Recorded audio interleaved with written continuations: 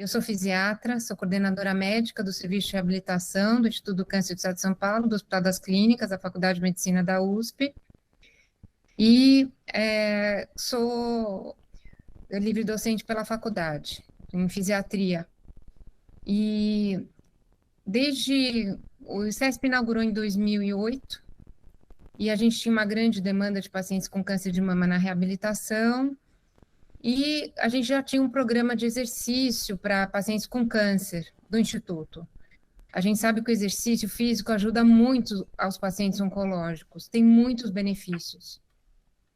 E então, sobretudo a fadiga que é tão prevalente, dor, a questão da capacidade física, funcionalidade, qualidade de vida, a segurança para o linfedema.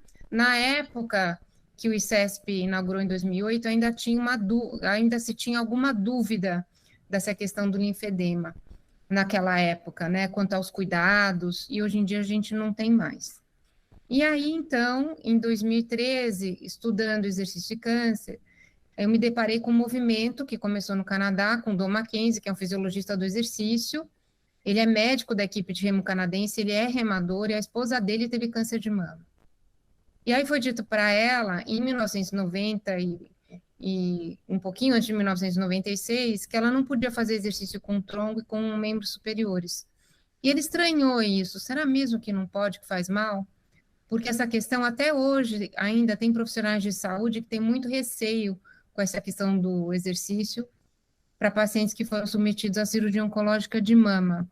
E realmente, os cuidados, eles são necessários, mas ainda tem muito mito. Tem gente que fala que não pode nem carregar a bolsa do mesmo lado operado. Então, ainda cabe muita educação, até hoje, tá? Então, aí, bom, voltando à história, ele, em 1990 e pouquinhos, ele começou a estudar exercício para mulheres com câncer de mama, submetidas à cirurgia oncológica de mama, com ressecção de cadeias ganglionares, axilares, com risco de linfedema, e ele viu não só que não fazia mal, como fazia bem. E aí, como ele estudou isso? Ele colocou um grupo de mulheres com câncer de mama, lá da British Columbia University, lá em Vancouver. Ele colocou as mulheres para remar em um barco dragão, que você conheceu hoje. Uhum. E cabem 20 remadoras, e ainda uma no leme, dando a direção, outra no tambor, dando o ritmo. Isso aí, E ele inclusive estudou... nós estamos mostrando aí para vocês como é que foi a nossa experiência hoje. É o Barco Dragão e o tambor. Aliás, o tambor na minha orelha, né? Eu tava sentado de costas pro tambor e o rapaz batendo. Aliás, a Patrícia viu, a Patrícia se divertiu bastante, né? É muito divertido remar com elas, é muito. E aí, ele terminou de estudar, então conseguiu comprovar que não trazia um malefício, inclusive trazia benefícios. E aí as remadoras falaram, mas a gente quer continuar a remar. O estudo tinha sido concluído e elas falaram, não, mas a gente quer continuar. Daí as remadoras iniciaram o movimento, Don Mackenzie sempre fala isso, que foram elas as grandes impulsionadoras. Elas começaram um movimento que começou no Canadá.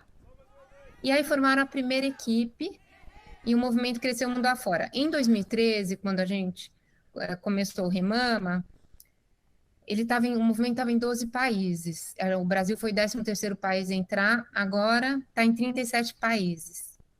Então, em 2013, poxa, a gente tem a raia da USP, pensei, a gente aqui no ICESP, com pacientes com câncer de mama, um enorme volume, tem a raia da USP aí do lado.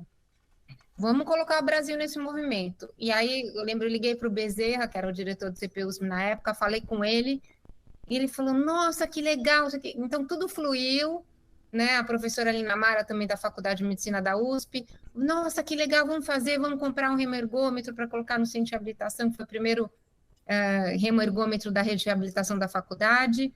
E aí a gente lançou o Remama, em 2013. E na época... A gente lançou o Remama, então uma parceria do Instituto do Câncer do Estado de São Paulo, do CPUSP, Centro de Práticas Esportivas da USP, e a reabilitação, a rede de reabilitação da Faculdade de Medicina da USP. E aí, a gente começou com 12 vagas, tá? Nas embarcações disponíveis, na época, na raia, ainda não tinha o Barco Dragão. E aí você fala, nossa, mas 12 vagas para paciente CESP remarem, né? Pouca coisa. Mas o objetivo principal era chamar atenção porque levantar essa bandeira, se pode remar, pode fazer um monte de coisa. Então, desmistificar. E surtiu muito efeito. Então, deu muita repercussão, porque ainda não tinha no Brasil. Então, surtiu o efeito desejado. Elas, como educadoras, educando com seu exemplo. Então, foi muito bacana isso, como o movimento, ele fluiu, né, ao longo do tempo. E aí, em 2017, aí 2016 foi o primeiro festival brasileiro, aconteceu no Brasil, foi em Santos, o Caora, que quer dizer vida, num dialeto neozelandês, foi iniciativa do Fábio Paiva, em Santos. Ele e o Ricardo Faro, aqui em São Paulo, eram os únicos que tinham barco dragão, porque para participar do movimento internacional, as mulheres tinham que treinar em barco dragão. E na época, na raia, só tinham os ioles, então elas treinavam nas embarcações disponíveis, Disponíveis. né? Então, sim, surtiu o efeito, mas para participar do movimento tinha que ter o barco dragão. Então, em 2016, esse movimento internacional fez contato com a gente, com o Fábio Pava em Santos, falou, vamos fazer o primeiro festival nacional, brasileiro. E aí elas remaram em barco Dragão, aí foram remadoras canadenses, vieram para o Brasil, inclusive. Aí começou, aí o grupo foi ganhando uma força, foi no final de 2016, foi em outubro rosa de 2016. E aí a gente conseguiu patrocínio para o Barco Dragão, aí elas se animaram mesmo, com o festival, daí elas falaram, nossa, daí a gente conseguiu patrocínio para o Barco Dragão em 2017. No comecinho de 2017, elas já começaram a treinar num barco alugado, antes do barco chegar, e chegou, coincidentemente, no final de setembro de 2017, a gente fez o lançamento do Barco Dragão no Outubro Rosa de 2017.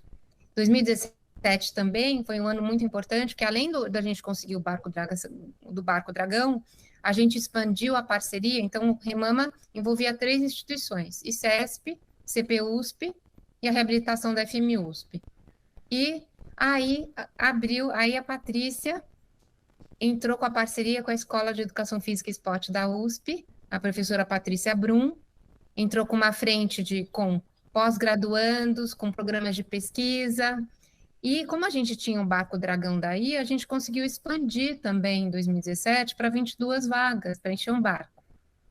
E daí foi crescendo, com os pós-graduandos a gente conseguiu fazer 2 equipes, agora a gente está com 50 remadoras enchendo 2 barcos.